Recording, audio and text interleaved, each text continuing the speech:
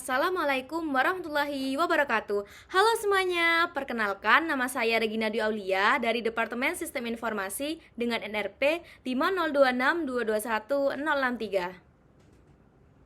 Pada era globalisasi dan informasi saat ini, peranan sistem informasi telah menjadi salah satu syarat mutlak atau kunci keberhasilan yang harus dipahami dan diterapkan oleh seluruh organisasi, baik swasta maupun publik. Hampir seluruh aktivitas organisasi seperti aktivitas pemerintahan, bisnis, perbankan, jurnalisme, kesehatan, dan berbagai aktivitas lainnya tidak dapat terlepas dari sistem informasi. Oleh karena itu, permasalahan dan penerapan sistem informasi secara benar dan tepat pada semua level organisasi, mulai dari level operasional hingga level pimpinan, akan sangat mempengaruhi pencapaian keberhasilan organisasi.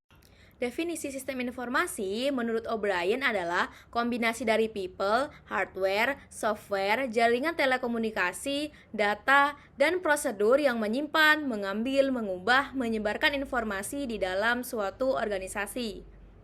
Jurnalisme dapat diartikan sebagai kegiatan mengumpulkan, mengedit, dan menyebarkan informasi yang mengandung nilai penting dan berdampak signifikan bagi publik pada surat kabar, majalah, atau berkala lainnya.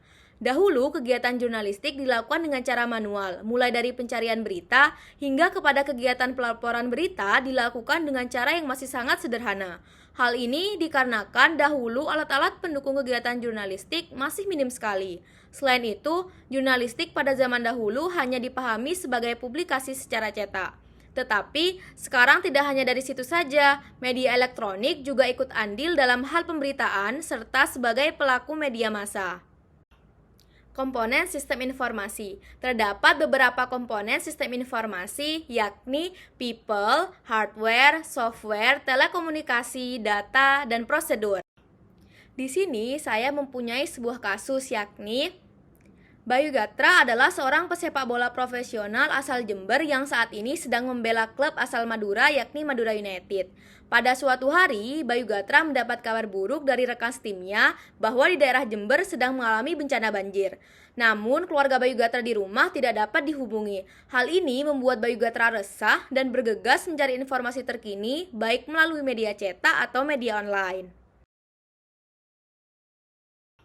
Berikut penerapan sistem informasi jurnalisme pada kasus yang telah saya jelaskan sebelumnya. People. People di sini adalah Bayu Gatra yang sedang mencari sebuah berita. Software berupa website kompas.com atau aplikasi kompas.com. Hardware. Hardware berupa gadget, bisa laptop atau komputer, handphone, tablet atau iPad, dan koran. Telekomunikasi. Telekomunikasi di sini dapat berupa WiFi serta jaringan internet. Prosedur. Prosedur di sini dibagi menjadi dua, yakni prosedur mendapatkan berita dari sudut pembaca dan prosedur menyebarkan berita dari sudut jurnalis. Prosedur mendapatkan berita dari sudut pembaca dibagi menjadi tiga, yakni media cetak, media online website, dan media online aplikasi. Yang pertama, media cetak. Langkah-langkahnya yakni dengan membeli koran terkini pada toko terdekat, lalu mencari informasi berdasarkan kategori kota pada koran tersebut. Yang kedua, media online website. Pertama, siapkan gadget yang akan digunakan lalu nyalakan. Membuka website kompas.com. Kemudian, pembaca memilih berita sesuai dengan kategori yang diinginkan. Jika ingin mencari berita secara spesifik, bisa pilih search, lalu bisa mencari berita sesuai dengan keinginan pembaca. Pembaca juga bisa memilih langganan Kompas ID, jika pembaca ingin berlangganan berita dari kompas.com.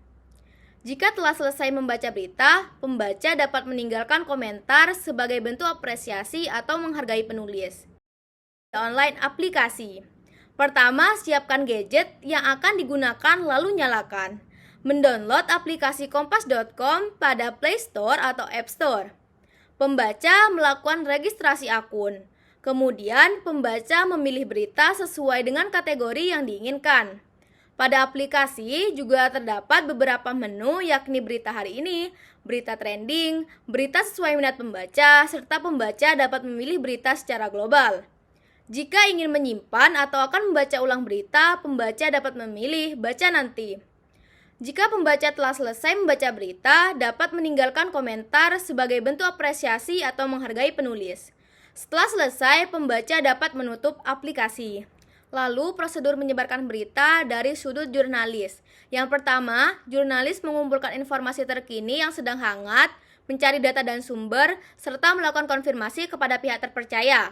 Lalu, jurnalis menyusun dan menyuting berita. Dan pada akhirnya, jurnalis menyebarkan berita kepada masyarakat melalui website kompas.com dan aplikasi kompas.com. Selanjutnya, definisi sistem informasi menurut Steyer and Reynolds adalah kumpulan dari komponen yang saling berkaitan dengan tujuan untuk mengumpulkan atau input, memproses, mengubah, menyimpan atau proses, dan menyebarkan atau output data dan informasi. Selain itu juga menyediakan mekanisme untuk memperbaiki input atau proses atau output demi mencapai tujuan tertentu atau feedback. Komponen sistem informasi menurut Steyer and Reynolds ada 4, yakni input, proses, output, dan yang terakhir adalah feedback. Berikut penerapan sistem informasi jurnalisme menurut Steyer and Reynolds. Yang pertama, input, menerima laporan mengenai berita hoax atau berita yang tidak jelas asal-usulnya. Lalu diproses, melakukan pengecekan dan konfirmasi mengenai kebenaran laporan kepada pihak terkait dan memfilter berita yang telah dilaporkan oleh pelapor. Sedangkan outputnya adalah menyajikan berita yang lebih akurat dan terstruktur secara kronologis berdasarkan fakta yang terjadi di lapangan. Nantinya terdapat sebuah feedback. Feedback di sini ada 2, yakni feedback evaluatif dan feedback prediktif. Sekian dari saya, kurang lebihnya mohon dimaafkan. Wassalamualaikum warahmatullahi wabarakatuh.